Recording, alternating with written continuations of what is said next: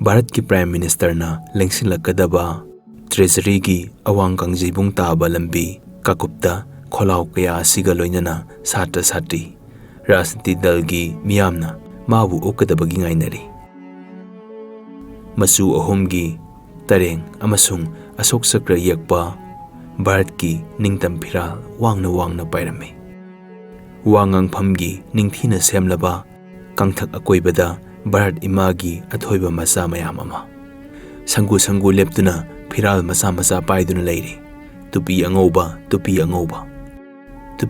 gi tupi angauba ngakta masing thiba ngamkhide phajai makhoi thagat wahi amasung mikau mira laurai hauna Indiraji amana laurai jindabad miyamna khumi Bharat Congress jindabad Manipur Congress jindabad Welcome Prime Minister long live Indiraji aina khalle piklaba Manipur mi khujop amagi leibak asida asuk maring marangba amadi lengjel manadraba marak asigi kholaw ani masibu taraga Indiraji na kari khangi gani phai khaningba khanjasano aidi rajniti su yaude satra su oide sana leibak ki babokni Laisna ga ibani su irang yengna masi amada sangsinduna lepdure ngak khangthangatuna Indiraji bu unanaba yengbo hotnarami Indiraji thoraktri ngaibo oina wari saki ningsingli nungsirabi laisna gi wahaising laisna na hudorai nupi oirabasu Indira Gandhi asangbini prithibida atangbini aine khumba nangdringaida laisna gi nakalдagi nupa amana mathaumak oina oktuna khumlai nupina sasan tawbasi pamdeda Bharat ta leiriba nupa makhai maril pande nupi sasan gi makhada aidi jawan oijaningde kallaba wahai asi tarakpada aihak saubing laurame chapthaduna yengthokloi nupa adusu yengthorai mapa sanaroi mit marigi mit yengani ai ngakhi nupa adu Assam Rifles ki sipaini uniform setpa misak amagi wanga chingnerai khalai mirotla pistol yali nupa adu gi masak laksin badingam khide khadang suba koina yome anok amuba mu upi tupi aphanba masu upi duty taraga naitom leplibadi karigino singnataba ngamkhide Srimati Indira Gandhi Bharat ki Prime Minister lengthorakle Miyam gi mirau khol hengalakle Manipur gi phamnaiba angamba kaya Mantri Mandal gi laingakpa amadi atei guard pareng sel yamna sangna semlaba kangthakta Prime Minister lengkhatkre wangang bahokre English ta ngangi Congress ki saknaiba amadi masin chatpa bhakta amana maiteiron da su handoi ahan bagi wangang phajai aisu pukning changna taki aina Indiraji bu sogatuna ngangloi amabu oirasano Indiraji yamna phai leingak haibini nupadagi hena magul leibatai jawan adu saurang doduna yaningdab utuna nganglai Dilian singna kangleisa aikhoibu hui holdongumna khali aikhoigi naha singna nongmai paibagi matam moirabani aina adomdi jawani takpiribadu aranbani Bharat ahimsagi leibakni Nongmadi phangani aikhoigi dabi mana nigadaba natti munduna lawgadabani aikhoi ningtamlami ningtambana aikhoigi pandamni mahakki mating utpu wangangni leisnadi matam maduda ingakngakna adum leirami aingonda wangangne runu haibagi maongda ingit tawbu oina khuningna puknaksata thilai mahakna adumna torokani khalaude kharasu kankibagum torami khangboi kariboi Sina kolama pork lami ayoima aini khanghudana haiki nupa aduna khanghang hanglai kaidawre melai sahab nokphet tawraga mak nomduna mathanta haijai oh bab tazare somdagi salsiga laminabu oirabra ahoy mani aina mabu ngakna yenglaga makhata na hangi aigi ming kamdona khangbibage Adombu yamna toina kaithel de usai aina adombu anti India lo warobi badiade asum nangjabani ko Hꯧzik faubadi oizadri, sipai oizari. Matungdi oirakpa yabagi asa leibiribra. Leijai. Mahakna sor phuino hondoklaga hairei. Ngasisu wakhal amba khanduna leplibani. Kai wakhal no? Yingbiyo, leimaida. Nung amatangdi pakhatpiyo. Naha kharana thamnambani. Aikhoi hui hodong natte haibadu utpa matam yaure. Aina leimaidi yengtharui. Urakhi. Nupa adugi makhong mayada nungdum phasaraba manga taruk taaduna leirammi. Mikup adudagi khangba ngamki. Mahak sipai oizarabasu kahenba pakhang amani. Bharat lengakpu yaningdabagi mihun hulli haibasu khangbada laina thoklammi. Uniform setpa mahakna kanada langgadauba nungno. Ihe, adom gi mingbu kari kaubage. Kanglai piba haibadu adom no. Matung damu nasi kona khanglakani. Aihak nunglung basi yauzaroi. Duty tari. Aigi wakhaldi tongan bani. Nupa aduna asya hairamlaga miyam marakta lisanduna masak ukidre. Sipai asibu kanano. Maming taktriba karigino. Aina singnaba horaklami. Sipai gi firol setliba pakhangla lahauba amara. Aibu nung langu haiduna insiliba karigino. Aisu lamdam sigi pendabana mathau sanglaba pakhang amani. Hendokna nungtum manga truk asina langsinduna irang thohan badiyabani. Sauraba lanmi tengol asigi marakta magi nungdum asina len oina sutharaga kari kanaba purakani. Dabi hekta phangadra. Thangnaba mikupta imagi wahi kaya mathang ningsinglai. Imagi bongo wakhal soigano. Apang thauna ulugano. Asumbagi lanthengno. Nungga yerumga kaunaba to. Aina kaithel thugaiduna imung sara helan kiba matamduda ngang kiba wahini. Karamna lali haigani. Aina nung amalang luraga handorakpa nongwai maru lisingna ima kayagi mathwai mangkrabadi. Masa kanagi mangzabano.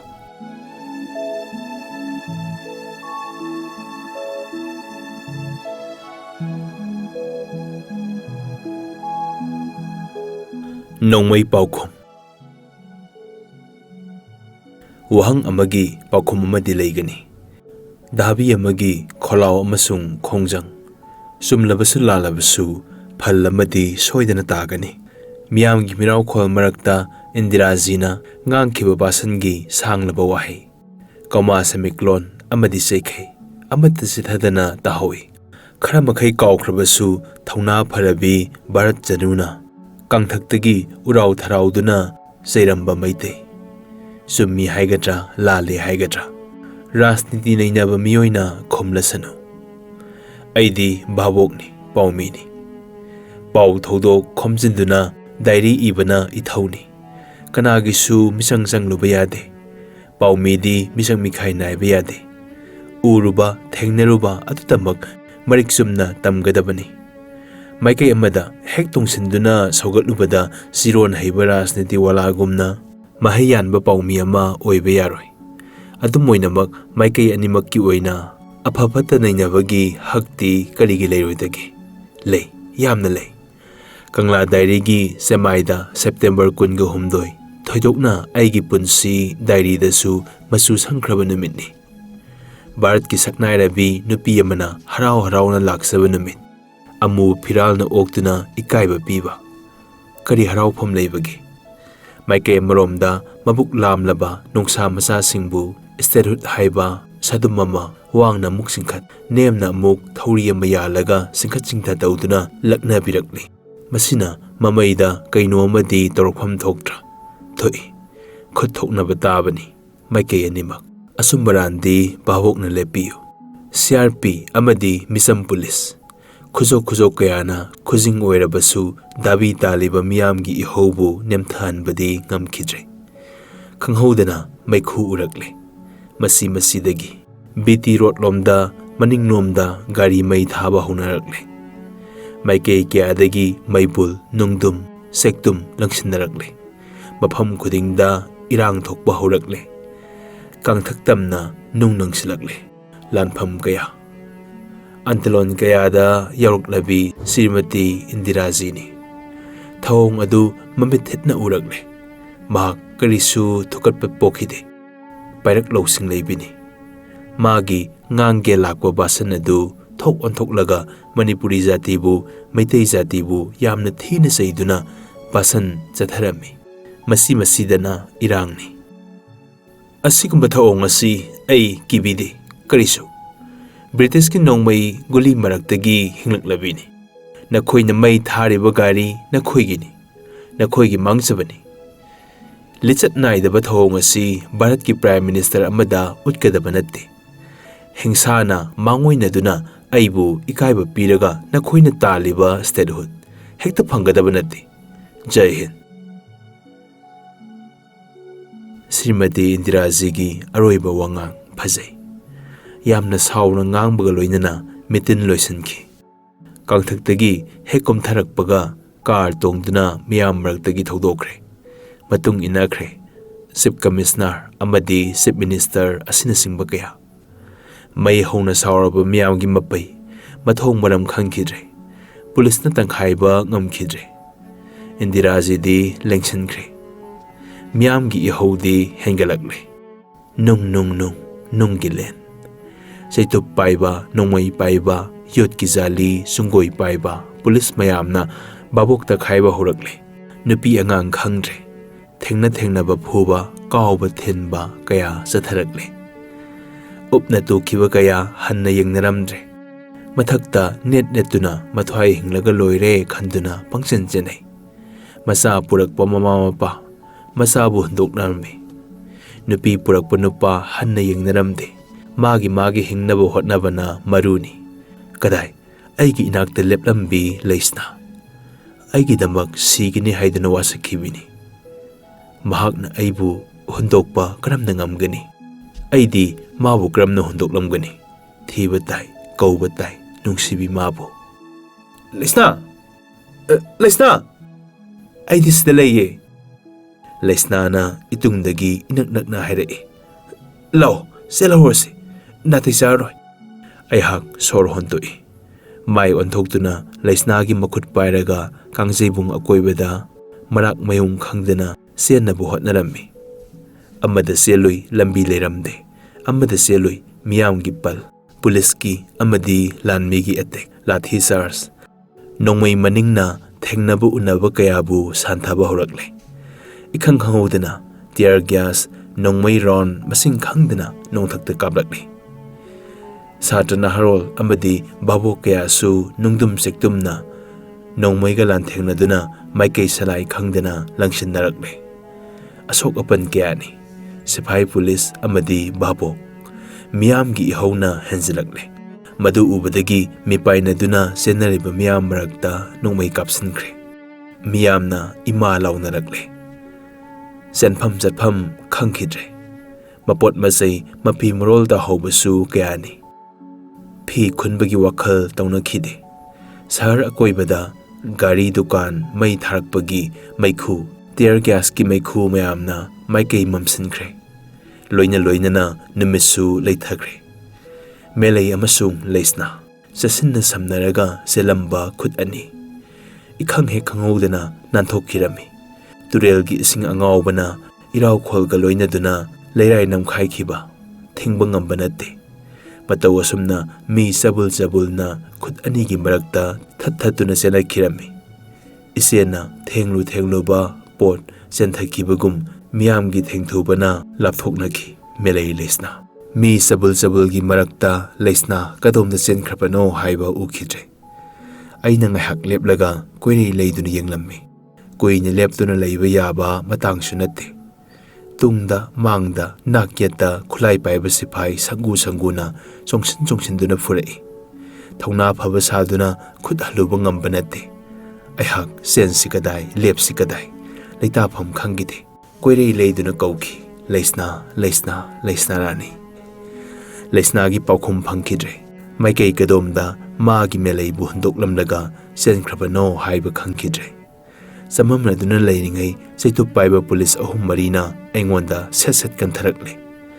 khut ani thangatuna yetlom mairom ngakthuknabu hanakhi saitupu khutna kya kuina ngakpa ngamgani khudang animbak hikharakhi sennabu honaba takhi maitei police amana larokpa takhi ai masipo thona yam pai nung thaba soilni yorongmani aihak selammi singkhai pangna kangjibung mayai phawraga BT Park lomda sansinnaba hotnarami tungda tanarakpa police na lam duna saitupna kantharakhi mamang lomdagi sansilakpa amana koktamna saitupna kantharakhi laibakta pankre gyana haiphet manglami kok ngaurai ngaihakti aihak senpham khangkide usina BT Park lanthoknaga lambi tare rup mahal lomda leijabi thaduna sensilaga lotpham thirami aina lambi lanthokpa matamda tamthiraba thodok kya urakle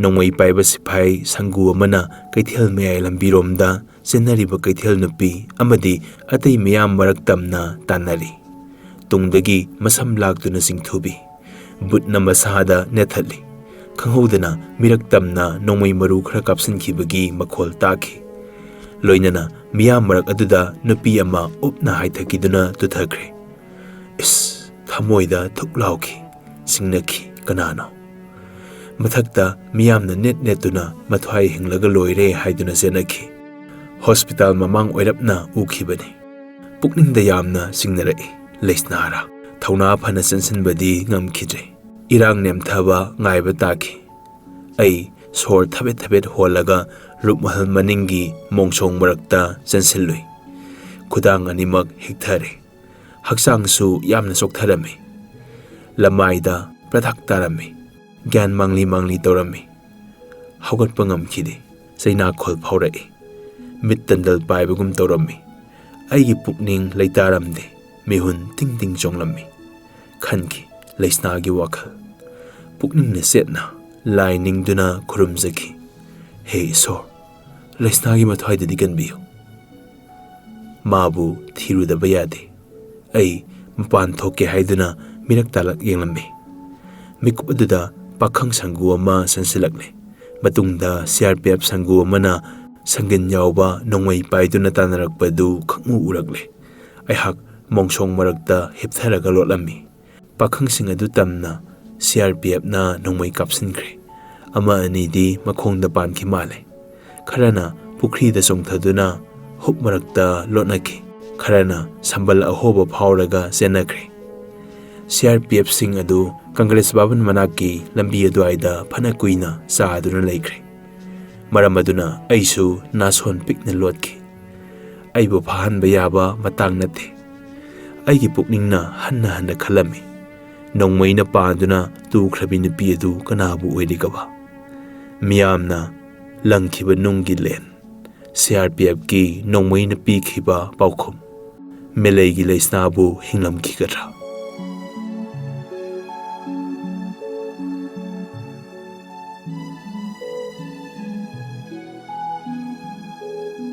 Hawaii Ponta Numidang Wisenkre Nongmaigi Nongthakta Kaplamba Paukhum Lepkre May Sakiba Dukan Gari May Mutkre May Khukaba Uri Masida Kangla gi akoiba sahar khuntakla siba gumkre Nongthinda tilamba miyamgi iraw khol nemthakre Lambi khudimak mi satpa lepnakre Amangata akaya toy kaya thokna khraba matungda miyamgi yaw sunem thakre haiba khanglakle police gari satpagi makholdi tarami aihak singnarap tawna mongsong maraktagi thorakle rup mahalgi galida leplammi yamna nakna maingala maurai sambal ahobadagi mamang pangna yengthokhibada mayek sengna urakle Congress Babangi office manungda mapanda dallasigi naha ahal kya punduna